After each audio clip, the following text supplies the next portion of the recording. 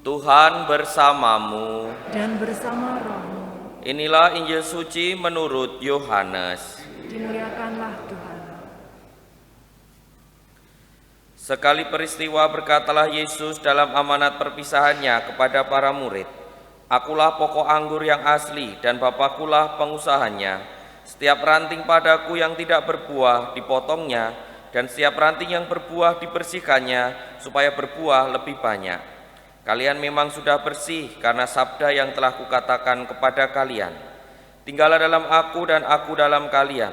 Sebagaimana ranting tak dapat berbuah dari dirinya sendiri jika tidak tinggal pada pokok anggur, demikian pula kalian takkan berbuah jika tidak tinggal dalam aku.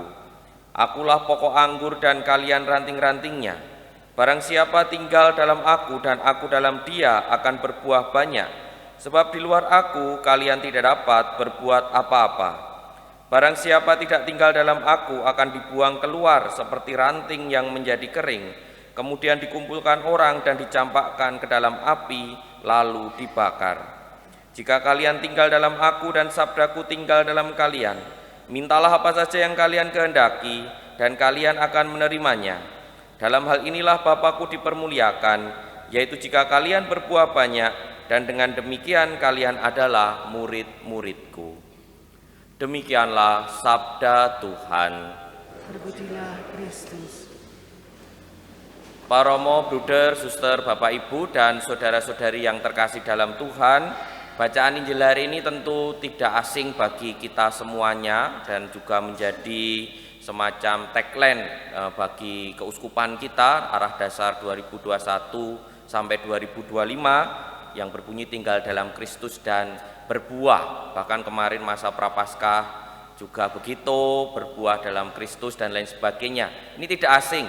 Dan maknanya juga tentu kita banyak tahu karena dalam sosialisasi arah dasar itu juga sudah banyak dibahas maknanya, yaitu bagaimana kita diajak untuk mempunyai waktu untuk bersama Kristus, tinggal dalam Kristus, melekat.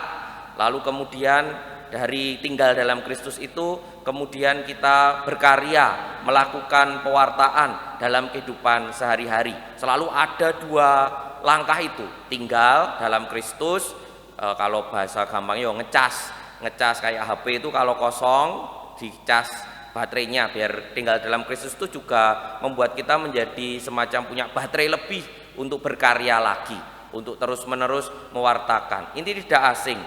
Dalam perenungan saya, tinggal dalam Kristus dan berbuah secara pribadi, saya kemudian terfokus kepada kalimat terakhir tadi.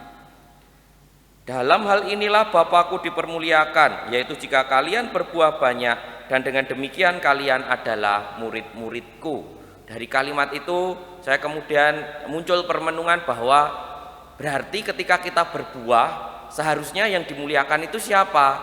Allah, Tuhan sendiri, bukan saya, bukan apa yang saya lakukan, bukan karya-karya saya yang dilihat, tetapi orang yang mengalami apa yang saya lakukan, apa yang kemudian saya sampaikan itu bisa mensyukuri anugerah dari Allah. Saat itulah sebenarnya buah-buah kita akhirnya sungguh-sungguh dirasakan sebagai kemuliaan Allah. Dari permenungan itu kemudian saya spontan teringat pengalaman ketika masih kecil. Simbah saya itu lalu mengatakan seperti ini, "Le, yen ujian iso ra iso ojo nyuntuk. Nak, kalau ujian ulangan itu bisa tidak bisa jangan mencontek gitu. Kalau yen ra iso tenan ngawur wae karo sembayang." Nah, itu kalau tidak bisa sungguh ngawur saja sambil berdoa. Itu saya lakukan. Kalau ujian saya tidak bisa, ndak lirik kanan lirik kiri atau ndak Bapa, Putra, Roh Kudus, amin, lalu Salam Maria atau Bapa kami. Kalau pilihan ganda ya pokoknya nyilangi sambil berdoa. Ya lumayan 20 soal benar 4 gitu-gitu, jenenge ngawur ya karena nggak bisa. Tapi dari situ mengapa kemudian saya teringat itu, simbah saya secara tidak langsung itu mengajarkan sesuatu yang membuat saya akhirnya menghasilkan buah, walaupun dalam melaksanakannya itu tidak selalu mudah. Yaitu tadi ngawur itu kan kemungkinan besar, kemungkinan benernya kecil gitu loh. Ya yang paling bagus ya nggak ngawur, dikerjakan sungguh, tapi karena tidak bisa sungguh ya harus ngawur. Mengajarkan bahwa saya sebagai orang tidak kemudian mencari jalan pintas. Mbah saya mungkin tidak sadar, tetapi ketika saya renungkan, untung ya dulu aku dibilangin seperti itu. Untung simbah ngendiko begitu. Saya berkata seperti itu dalam diri saya. Hal-hal seperti itulah yang namanya bagi saya secara pribadi dalam permenungan itu berbuah. Kadang kita tidak sadar memberikan sesuatu yang baik kepada orang lain, tetapi akhirnya orang lain ini nantinya yang bisa mengucap syukur kepada Tuhan sendiri. Tidak selalu hal yang enak, tetapi bisa jadi mungkin Bapak Ibu saudara-saudari para romo suster bruder pernah mengalami ada orang yang misalnya jenengan dukani atau dimarahi, tahu-tahu berterima kasih, terima kasih ya Pak, Bu, suster, bruder, karena dulu begini, sekarang saya menjadi pribadi yang lebih baik. Itu menghasilkan buah. Apakah kita berupaya demikian? Kita hening sejenak.